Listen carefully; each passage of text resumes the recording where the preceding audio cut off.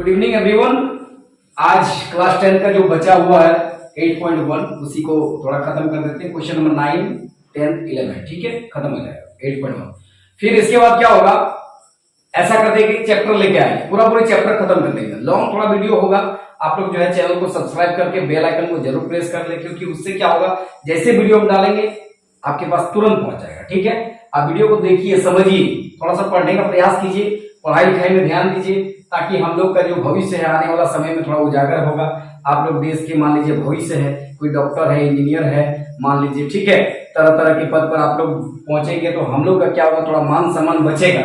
अब देखिए इसके बाद क्या हो गया कि इसके बाद है क्या बोला, त्रिभुज एबीसी में, त्रिभुज एबीसी में जिसका कोण 20 अंगुल है। ठीक है, त्रिभुज एबीसी में जिसका कोण 20 अंगुल है।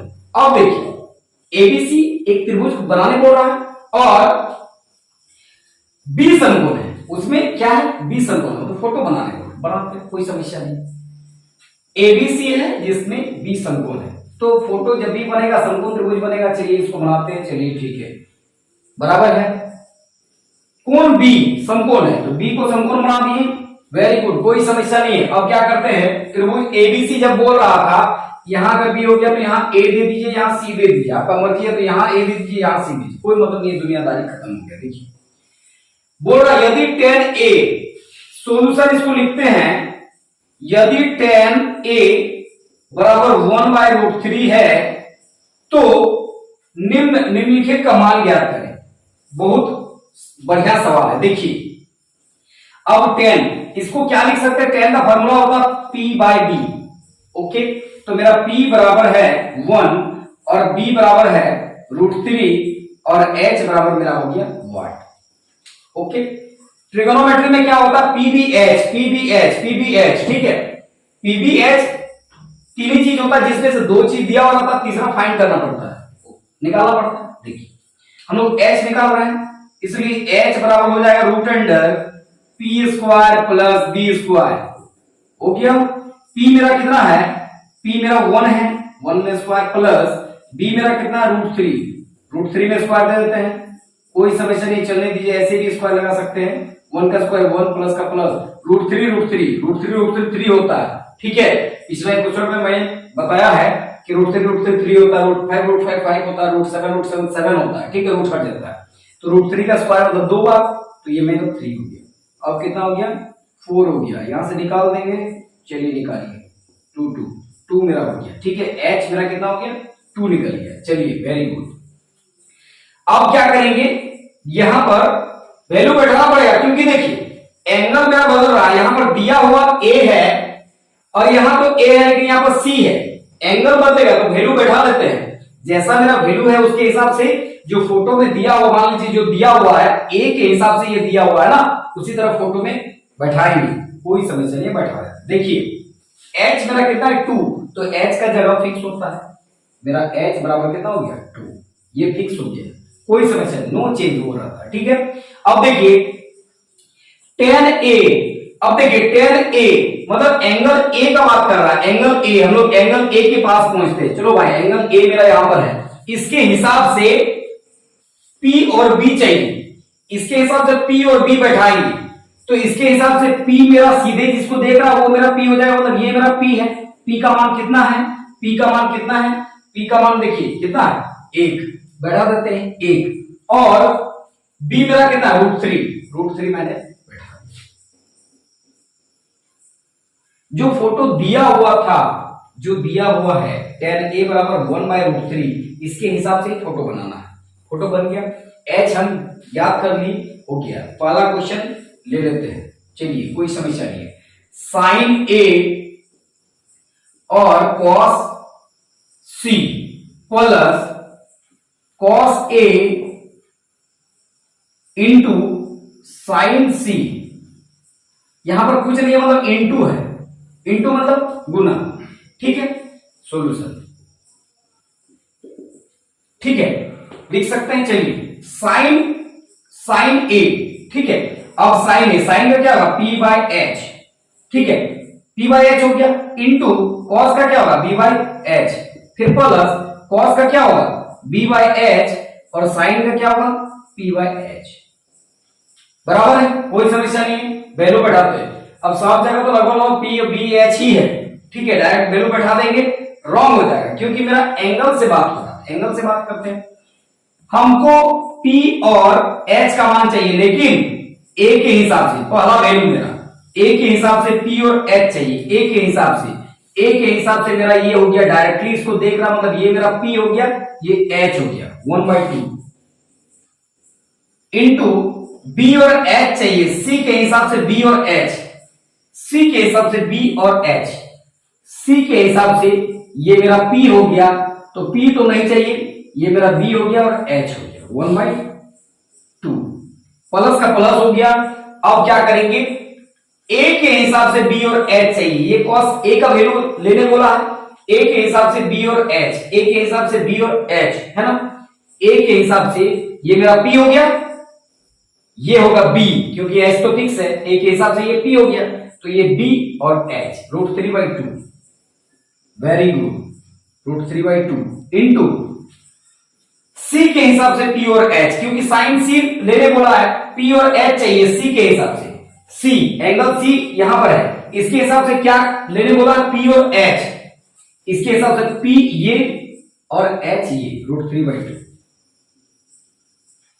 ओके, अब गुना करते हैं, गुना जो है सीधा सीधी होता है, गुना सीधा सीधी कर दीजिए, एक एक की एक और 2 दूना 4 प्लस √3 और 2 दूना 4। अब देखिए भिन्न का जोड़ होता है, तो भिन्न का जोड़ मान लीजिए जैसे होगा सीधा सीधी उसी तरफ कीजिए, कोई समस्या नहीं है। देखिए भिन्न का जोड़ 4 4 का क्या होगा, सिर्फ 4 हो जाएगा, और जब नीचे बराबर हो गया तो ऊपर जो है 1/3 उसी को प्लस के साथ जोड़ दीजिए, 1/3 मतलब नीचे बराबर हो गया, ठीक है। तो नीचे जब बराबर हो गया तो ले लेना है इस तरह एलसीएम, मान लीजिए दोनों में से किसी को भी लिख लीजिए, जब नीचे बराबर तो ऊपर सेम, ऊपर भी बराबर जो है उसी को लिख दीजिए, 1 + 3 1 + 3 मेरा हो जाएगा 1, इधर देखिए 1 और 3 कितना हो गया, 4 हो गया, और नीचे मेरा 4 हो गया, दोनों काटेंगे कितना होगा 1 आंसर, ये हो गया 1 आंसर। दूसरा देखिए, दूसरा वाला देखिए, दूसरा वाला यहां देखिए, cos A sin cos C, cos A और cos C यहां पर इनटू है, प्लस सॉरी माइनस है, minus sin A sin C, sin A into sin C। चलें, ये कोई समस्या नहीं है, इसको अलग कर देते हैं। देखिए अब cos का फॉर्मूला होगा B/H इंटू cos का फॉर्मूला होगा B/H, फिर sin का फॉर्मूला होगा P/H इंटू sin का फॉर्मूला होगा P/H।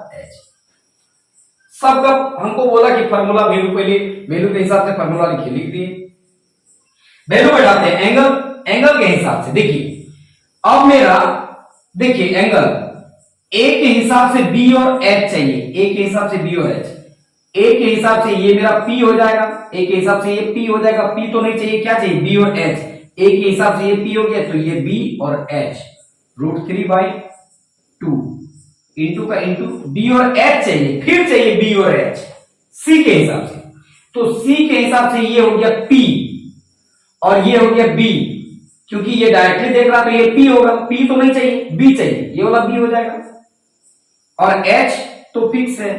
चलिए ठीक है, माइनस का माइनस। अब देखिए A के हिसाब से P और H चाहिए, तो देखिए A के हिसाब से ये P हो गया और ये H हो गया 1/2, और C के हिसाब से P और H चाहिए, फिर देखिए C के हिसाब से ये P और ये H √3/2 गुना करते, सीधा सीधा गुना कीजिए, √3 को 1 से √3 और 2 दूना 4, माइनस का माइनस, 1 को √3 से √3, ठीक है। भिन्न का घटाव कर सकते हैं या प्लस माइनस काट दिए, सही है। चलिए भिन्न का घटाव करते हैं, एलसीएम मेरा हो गया 4, और जब नीचे सेम तो ऊपर भी √3 - बराबर हो गया, सेम √3 घट गया तो 0 हो गया, नीचे 4 बराबर कितना हो गया 0, ठीक है। तो ये मेरा हो गया आंसर। तो ये रहा मेरा 9th नंबर क्वेश्चन, ठीक है। इसके बाद 10th नंबर बनाते हैं, ठीक है। इसके बाद देखिए क्वेश्चन नंबर 10, ठीक है। क्वेश्चन नंबर 10 क्या कह रहा, त्रिभुज PQR में, मतलब त्रिभुज का बात हो रहा है, इसका कोण Q समकोण है, तो पहले त्रिभुज बनाते हैं फिर समझते हैं। त्रिभुज पी क्यू आर। चलिए ठीक है, बनाते हैं। त्रिभुज बनेगा समकोण त्रिभुज, ये हो गया मेरा समकोण त्रिभुज। पी क्यू आर में क्यू समकोण है, क्यू मेरा समकोण हो गया, तो यहाँ पी और यहाँ आर हो जाएगा पी क्यू आर। ओके, एक रिलेशन है P R plus Q R बराबर 25, इसको भी छोड़ते आगे बढ़ते हैं। पी क्यू बराबर 5 सेंटीमीटर। पी क्यू बराबर कितना है? 5 सेंटीमीटर। पी क्यू बराबर 5 सेंटीमीटर, 5 सेंटीमीटर है ना। पी क्यू बराबर 5 सेंटीमीटर। अब क्या है, साइन पी कॉस पी और टेन पी ज्ञात करना है, लेकिन एक रिलेशन है, इसको देखते हुए देखिए ये क्या कह रहा, पी आर और क्यू आर, पी आर और क्यू आर ये दोनों मिला के 25 सेंटीमीटर दिया हुआ, कोई दिक्कत नहीं है। अब मान लीजिए एक एग्जांपल लेते हैं, यहां पर मान लीजिए एवं आशीष मान लीजिए इस आशीष है और शिवा दोनों मिला के 100 रुपया है। तो हमको ज्ञात करना है कि भाई शिवा का कै रुपया है और आशीष का कै रुपया है। चलिए कोई बात नहीं है, अब इसको x मान लेते हैं, कि मान लीजिए आशीष का x रुपया है, इस 100 रुपया में से x मान लेते हैं, प्लस का प्लस शिवा का शिवा हो गया है ना, 100 का 100। अब शिवा का कै रुपया होगा, शिवा का होगा कि 100 रुपया में आशीष का जितना भी होगा घटा देंगे। 100 रुपया का आशीष का, 100 रुपया में से आशीष का जितना होगा, मतलब ये x आशीष है, ठीक है, इसको घटा देंगे, बाकी सब शिवा का होगा। ये मेरा रिलेशन एक हो गया, ठीक है। तो सेम इस पर भी लागू होगा। देखिए कि P R plus Q R बराबर 25 है ना, P R plus Q R बराबर 25 है।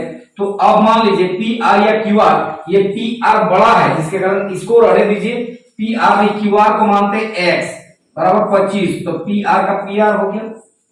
अब देखिए पी आर को रखते हैं बराबर 25 माइनस x, ये हो जाएगा, ठीक है। तो इसको लिख सकते हैं हम पी आर की जगह पर, देखिए लिखते हैं 25 माइनस एक्स है ना, और 25 माइनस एक्स, पी आर और क्यू आर को क्या माने हैं x, तो हम लिख सकते हैं x, क्यू आर को क्या माने हैं x मान ली। अब देखिए, अब इसके बाद इसको बनाते हैं। अब देखिए पी आर मेरा हो गया 25 माइनस एक्स, पी क्यू हो गया 5, और इसको निकालना है। चलिए ठीक है, देखिए एक रिलेशन क्या होता है, मैंने पिछला वीडियो में, इसके पहले जो है एक दो वीडियो ऐसा था जिसमें डिस्कस किया था, किसी समकोण त्रिभुज में कर्ण का वर्ग अन्य दो भुजाओं के वर्गों के योग के बराबर होता है ना। किसी त्रिभुज में कर्ण का वर्ग अन्य, तो कर्ण मेरा कौन है, सबसे लंबी भुजा का वर्ग, ये कर्ण, ये मेरा कर्ण है, या फिर बोल सकते हैं सबसे लंबी भुजा का वर्ग अन्य दो भुजाओं के वर्गों के योग। देखिए समझा के लिखते हैं और एक बार लास्ट टाइम लिख देते हैं, ठीक है। किसी समकोण त्रिभुज में, तो ये समकोण त्रिभुज है, कर्ण का वर्ग या सबसे लंबी भुजा का वर्ग, तो सबसे लंबी भुजा है मेरा P, यहां पर पहले इसको लिख लेते हैं, P R plus Q R बराबर मान लीजिए 25 है, और मेरा पी क्यू है 5 सेंटीमीटर, और यहां पर है क्यू आर को x मान लिए, पी आर का पी आर हो गया बराबर 25 हो गया, यहां हो गया पी आर बराबर 25 माइनस एक्स, ये मेरा हो गया, इसको मान लीजिए। अब मैंने क्या कहा, किसी समकोण त्रिभुज में, ये समकोण त्रिभुज है, इसमें कर्ण का वर्ग, कर्ण मतलब सबसे लंबी भुजा का वर्ग, तो सबसे लंबी भुजा मेरा क्या है पी आर, ठीक है, पी आर सबसे लंबी भुजा का वर्ग, पी आर का स्क्वायर बराबर अन्य दो भुजाओं की, ये मेरा अन्य दो भुजा है पी क्यू और क्यू आर, पी क्यू और क्यू आर, पी क्यू और क्यू आर अन्य दो भुजाओं के वर्गों के योग के बराबर होता है। ये मेरा रिलेशन हो गया। इसमें क्या करते हैं, वैल्यू घटाते हैं, देखते हैं मेरा पी आर कितना है 25 minus x, 25 minus x whole square, square बराबर का बराबर, पी क्यू मेरा कितना है, देखिए पी क्यू 5 सेंटीमीटर, तो 5 का स्क्वायर प्लस क्यू आर कितना है, क्यू आर मेरा है एक्स है, देखिए क्यू आर को एक्स, क्यू आर वहां लिखा मैंने, क्यू आर बराबर एक्स माना, लिख सकते हैं माना, कोई समस्या नहीं है, माना हो गया। अब देखिए क्यू आर मेरा कितना है, क्यू आर देखिए क्यू आर मेरा है एक्स है ना, a माइनस बी का होल स्क्वायर क्या होता है, यहां पर लिखते हैं a माइनस बी का whole square, A square minus 2ab plus B square, है ना। तो a, इसको a मानते हैं, इसको b मानते हैं, तो a square minus 2a b, ठीक है। इसको मत सोचिए कि माइनस में x है तो माइनस होगा, ऐसा मत सोचिए, ये फार्मूला में कन्वर्ट, फार्मूला वैसे ही जाता है, जाने दीजिए। इसको a माने, इसको b माने, पहले a स्क्वायर है 25 को a माने, a स्क्वायर माइनस का माइनस 2 का 2 हो गया, a मेरा 25 है, b मेरा x है, और फिर b स्क्वायर, तो b मेरा प्लस में बोल रहा है x, b स्क्वायर है तो b मेरा x है, x स्क्वायर दे दीजिए, बराबर का बराबर हो गया, 5 का स्क्वायर में 25 हो गया प्लस x हो गया, कोई समस्या नहीं है, जान दीजिए 25 25 625, ठीक है, माइनस 2 को 25 से गुणा करके तो 50 को x से हो गया, तो देखिए 2 25 50 हो गया, अब 50 को x से तो 50x प्लस x स्क्वायर हो गया, इसको ले आइए, आ जाओ भाई 25 आएगा तो माइनस में आएगा, प्लस में तो माइनस में आएगा 25x 25, और ये भी प्लस में तो आएगा माइनस में, बराबर कितना हो गया 0, ठीक है। अब ऐसा करते हैं, देखिए 625 में अगर 25 घटेगा, क्योंकि देखिए एक प्लस एक माइनस तो घटेगा, है ना, तो घटने दीजिए, ये मेरा हो गया, देखिए 625 है ना, इसको क्या करते हैं 25 ये घटेगा, तो 625 में अगर 25 घट गया तो 600 बच रहा है, माइनस 50x हो गया, और ये मेरा हो गया, देखिए अब क्या होगा, देखिए यहाँ पर सॉरी यहाँ पर स्क्वायर था तो यहाँ भी स्क्वायर रहते हैं, यहाँ भी स्क्वायर रहते हैं, यहाँ भी स्क्वायर रहते हैं, ठीक है, प्लस अब देखिए अब यहाँ पर क्या हुआ कि ये मेरा प्लस और माइनस खत्म हो गया, ठीक है, बराबर 0 हो गया। तो इसको अब क्या होता है, इसको भेजते किसी एक को भेज देते, कोई समस्या नहीं है, इधर 600 रहने दीजिए और इसको जाएगा इधर, तो बराबर 50x हो गया, है ना।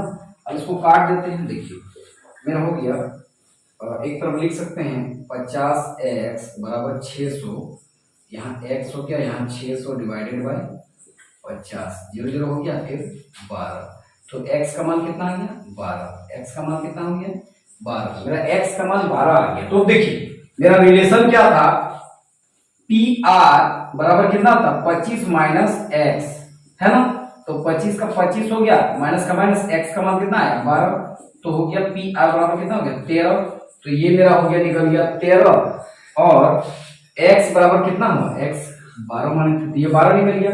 अब हमको क्या कह रहा है, साइन p cos p और tan p, तो साइन p, इसलिए पहला नंबर मान लीजिए, या फिर मान लेते हैं स्टार बनाते हैं, साइन p, तो साइन p cos p और tan p, ठीक है, साइन p, साइन का मान क्या होगा, साइन का होगा p बटा h, cos का क्या होगा b बाई h, और tan का pb, है ना। चलिए एंगल के हिसाब से लेने बोल रहा है, एंगल के हिसाब से लेते हैं, p के हिसाब से p और h, p के हिसाब से ये हो गया p और h, 12 बटा 13 हो गया। अब p के हिसाब से b बाई h, p के हिसाब से ये तो p होगा, नहीं चाहिए b और h, 5 बटा 13, 5 बाई 13। अब tan p, सॉरी p के हिसाब से p बाई b, p के हिसाब से p और b, 12 बटा 5, ये मेरा हो गया आंसर, ठीक है। इसके बाद ये मेरा हो गया, इसके बाद क्वेश्चन नंबर 11 में आते हैं, तुरंत 11 में आते हैं, क्वेश्चन नंबर 11, ठीक है, सत्य अथवा असत्य लिखना है। देखिए क्या बोल रहा है, इसको क्वेश्चन को पहले समझिए कि क्वेश्चन है क्या, ठीक है, उसके बाद हम लोग सत्य या असत्य देखते हैं। tan a का मान सदैव 1 से कम रहेगा, देखिए ये tan है, a मतलब कोई थीटा है, थीटा का मान हम जैसे चेंज करेंगे उसका वैल्यू अलग अलग आएगा, तो ये क्या बोल रहा है कि tan a का मान सदैव मतलब हमेशा एक से कम होगा, ऐसा जरूरी नहीं है, ठीक है, जरूरी नहीं है। tan a, ये तो एंगल है मेरा ना, तो एंगल जैसे 30 डिग्री होगा, 60 डिग्री होगा, 45 डिग्री होगा, 90 डिग्री होगा, तो उसके हिसाब से ये बदल सकता है, ठीक है, जरूरी नहीं कि 1 से कम हो, 1 से ज्यादा भी हो सकता है, तो ये मेरा रॉन्ग है, ठीक है, ये सही नहीं है, तो इसको लिखेंगे असत्य, ठीक है, क्योंकि देखिए tan a का जब बात है तो tan a मतलब एंगल है, एंगल जैसे हम चेंज करेंगे, मान लीजिए यहाँ 30 डिग्री ले लेते हैं, tan a बराबर 30, ठीक है, तो जब tan 30 का मान बैठाएंगे तो अलग होगा, tan 45 का मान अलग होगा, 60 का अलग होगा, लेकिन ये क्या बोल रहा है हमेशा 1 से कम आएगा, नहीं ये गलत बोल रहा है, इसलिए असत्य। अब दूसरा देखते हैं, कोण a के किसी मान के लिए sec a बराबर 5/12 मतलब कोण ए एक एंगल है, एंगल ए है। अब ए के लिए किसी मान के लिए sec ए मतलब ये ए है तो ये sec में ए को बैठा दिया गया तो sec ए बराबर 5/12 हो सकता है।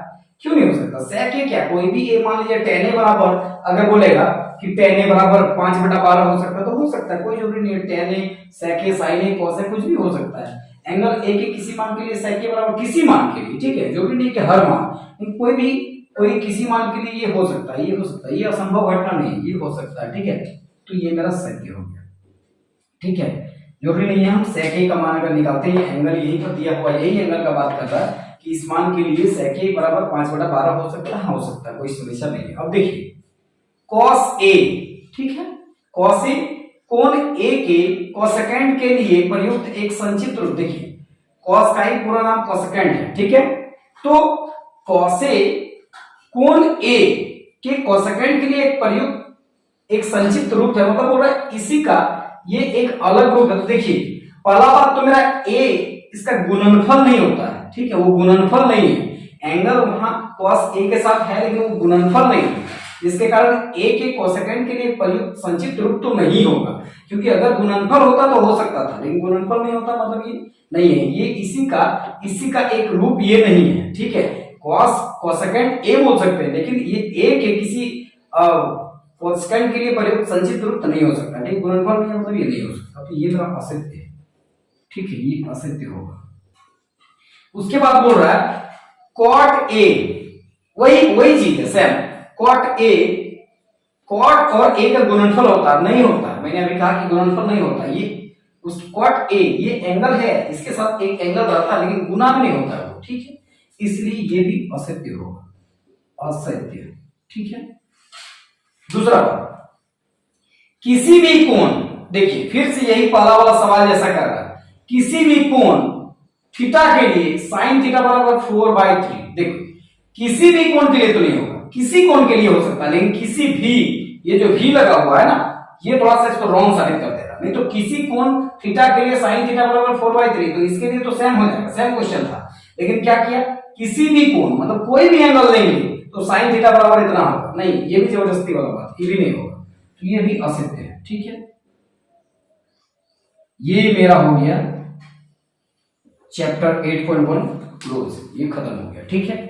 इसको बढ़िया से देखिए, बढ़िया से पढ़िए, ठीक है, और इसके बाद फिर नेक्स्ट वीडियो में मिलेंगे। ज्यादा से ज्यादा वीडियो को लाइक कीजिए, ठीक है, सब्सक्राइब कीजिए चैनल को, ज्यादा से ज्यादा शेयर कीजिए, अगर नहीं समझ में आता तो कमेंट कीजिए, ठीक है। उसके लिए मैं डिस्क्रिप्शन में अपना इंस्टा का लिंक बार बार डाल देता हूँ, तो वहां से हमसे जुड़िए, ठीक है। जो भी सवाल जवाब है, अगर आपको लग रहा है कि नहीं सर इस चैप्टर के बाद और भी चैप्टर ऐसा है जो हो सके बाद में पढ़ाएं, तो आप अगर कहें तो उसको भी हम शुरू कर सकते हैं, ठीक है। आज के लिए इतना ही, बाय बाय।